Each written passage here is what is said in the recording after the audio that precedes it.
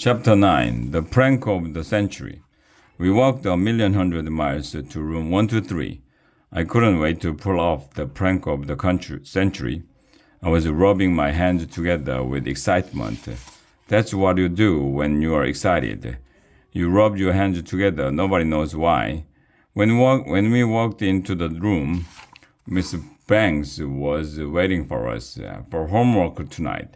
She said, "Please read the first 5 chapters in your social studies book. Write an essay on what you did over summer vacation and create a life-size animal out of items you have around the house." "What?" "Just kidding," said Miss Banks. "There's no homework tonight. But starting tomorrow, we are going to work on multi-digit multiplication, the parts of speech, and blah blah blah blah." That fake homework assignment was just another one of Miss Banks' pranks. Of course, where she had her little fun, but now it was my turn. It was time to begin my counterattack. While Miss Banks was talking, I put my hand in the air. "Do you have a question, AJ?" she asked. "No," I told her. "I'm just pointing at the ceiling." A few kids giggled, but that wasn't my genius prank. No. I was going to start off easy. I wanted to warm up before I unleashed my genius prank to end all pranks.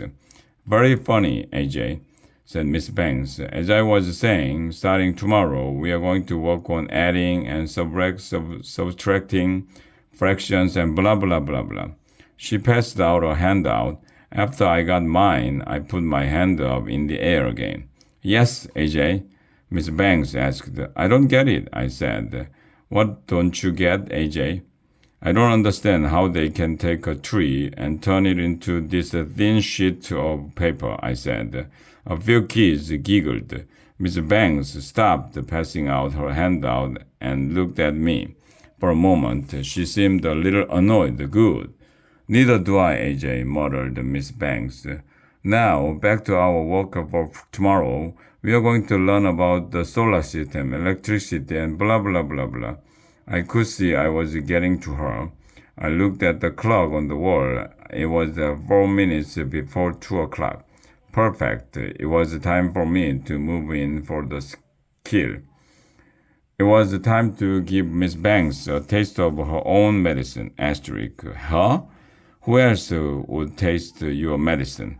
Here's the awesome prank I told the gang about during lunch. At exactly 2 o'clock, everybody in the class was going to drop our books on the floor. All at the same time. It would be hilarious. Even Andrea and Emily agreed to do it. This was going to be great. Blah, blah, blah, blah, said Miss Banks. As she spoke, we were all peeking at the clock. It was 3 minutes before 2 o'clock. I piled my books up on top of my desk. Blah, blah, blah, blah, said Miss Banks. It was 2 minutes before 2 o'clock. I looked over at Ryan, and he looked over at me. It was hard not to laugh, thinking about the great prank we were about to pull off. It was 1 minute before 2 o'clock. This was going to be awesome. We all watched the clock as the second hand moved closer to the 12. Alexia gave me a quick thumbs up, and I gave her one back. 10, 9, 8, 7, 6, 5, 4. Tick, tick, tick. It was time. As the second hand reached the 12, I swept my arm across my desk. My books were flying. Everybody's books went flying. Bam! All the books hit the floor. "Ah!" Miss Banks swung around and screamed. The noise took her by surprise. I thought she was going to jump out of her skin. "Okay, I've got it. I've had it with your kids," she shouted. "That's the last straw." Huh? What did the straws have to do with anything? Miss Banks looked really mad. I thought she was going to put us in detention for the rest of our lives, but she didn't. "I quit," she shouted, and then she walked out of the room, slamming the door behind her. Wow, that's Mom upside down. It was so quiet in room 123. You could have heard a pin drop. That is, if anybody brought a pin to school with them. But who brings the pins to school? Then everybody started cheering. We did it, said Ryan. Give me a high five. We pranked her good.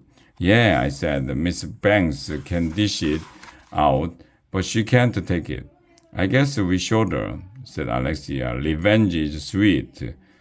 It felt great to get back at Miss Banks, but then little Miss Wet Blanket had to chime in. But wait, what are we going to do now? Asked Andrea. We don't have a teacher. They are going to have to hire a new teacher. No teacher. Ryan, Michael, and I snapped into action and did what we always do when there's no grown-up in the room. We got up on our desk and shake our butts at the class. It was hilarious. And you'll never believe who walked through the door at the moment. Nobody. How many times do I have to tell you? People can't walk through doors. You should really pay more attention when you're reading. But you'll never believe who walked through the doorway. It was Miss Banks. Eek! Screamed Alexia. She's back. As I was saying, Miss Banks told us, starting tomorrow, we are going to work on natural resources and ecosystems and... Wait a minute, I interrupted her. You said that you quit. Yeah, everybody agreed. Quit? Said Miss Banks with a laugh. Don't be silly, I was just pranking you. You are stuck with me for the rest of the year. No! Well, that's pretty much what happened.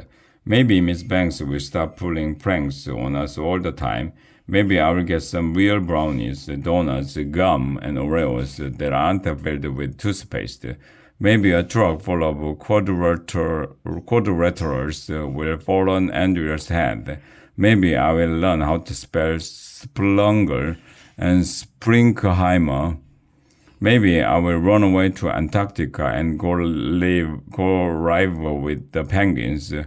Maybe an asteroid will strike the Earth tonight, so I won't have to go back to first grade.